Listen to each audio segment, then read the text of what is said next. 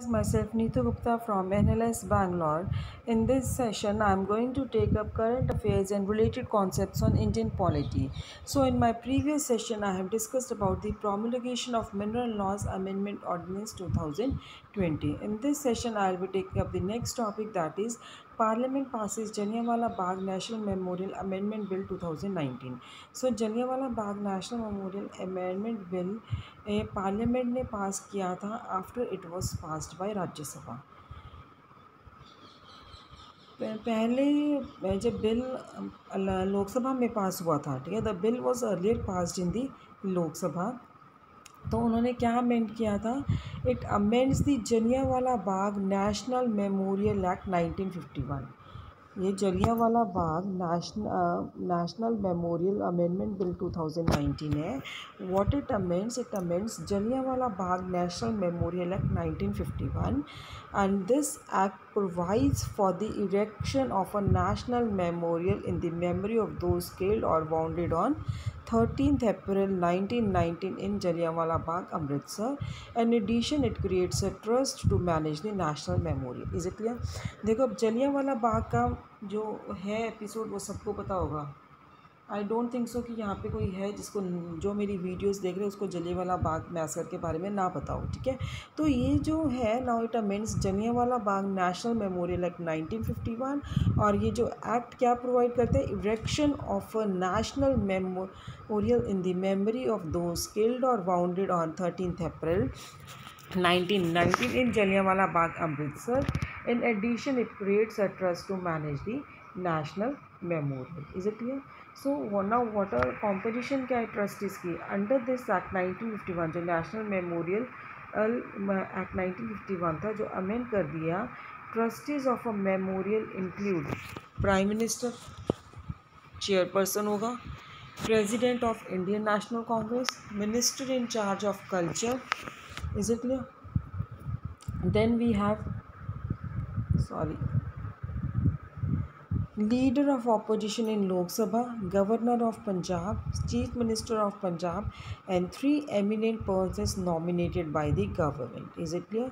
So repeating it again कि कौन कौन सी इनकी कॉम्पोजिशन होगी? Prime minister as chairperson, president of Indian National Congress, minister in charge of culture, leader of opposition in Lok Sabha, governor of Punjab, chief minister of Punjab, and 3 eminent persons nominated by the central government. So amendment है ये जो amendment, what it seeks? It seeks to make a political the trust that runs Jallianwala Bagh National Memorial by removing the clause pertaining to the President of Indian National Congress as a permanent member of the trust. Further क्या है कि ये clarifies that when there is no leader of opposition in Lok Sabha, then the leader of the single largest opposition party will be the trustee. ये क्या clarify करता है कि जब कोई लीडर ऑपोजिशन में नहीं है लोकसभा के, then leader of the single largest opposition party will be the trustee. Is it clear? क्योंकि लिखा ना लीडर ऑफ ऑपोजिशन, कॉम्पोजिशन मैंने आपको बताया था leader of opposition in Lok Sabha. Now saying कि if there is no leader of opposition in Lok Sabha, then leader of the single largest opposition party will be the trustee.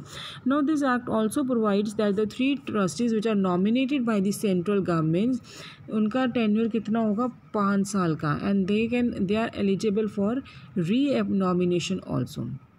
Is it clear? Now bill also allows the central government to terminate the term of a nominate trustee before the expiry period of term without assigning any reason. Is it clear?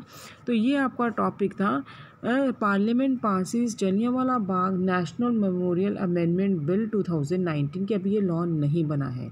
Is it clear? So Jallianwala इसमें क्या है, इस ये पहले parliament ने पास किया था after it was passed in the Rajya Sabha. तो बिल सबसे पहले कहाँ गया था? लोकसभा में। और इन्होंने क्या अमेंड किया था? Jallianwala Bagh national memorial act 1951, and it also provides for the erection of a national memorial in the memory of those killed और wounded on 13th April 1919 in Jallianwala Bagh, Amritsar. And even they have created a trust जिसको हम कहते हैं national trust, national memorial. तो इस trust के composition देखो आप, तो ट्रस्टीज ऑफ द मेमोरियल जो चेयरपर्सन है, he will be the prime minister, president of Indian National Congress, minister in charge of culture, leader of opposition in Lok Sabha, governor of Punjab, chief minister of Punjab and 3 eminent persons nominated by the central government. Now ये amendment ने क्या किया है कि जो एक clause remove कर दिया pertaining to the president of Indian National Congress, उनको क्या कर दिया as a permanent member of the trust. So further it clarifies अगर कोई लीडर नहीं होगा ऑपोजिशन में, then the leader of the single largest opposition party will be the trustee. So act provides for the 3 trustees nominated by the central government. They will be a trustee for a period of 5 years and will be eligible for re-nomination. So bill allows the central government to terminate the term of a nominate trustee before the expiry of a period of its term without assigning any reason. Is it clear? So guys, in the next session I'll be taking up the next topic, that is district mineral foundation. Thanks.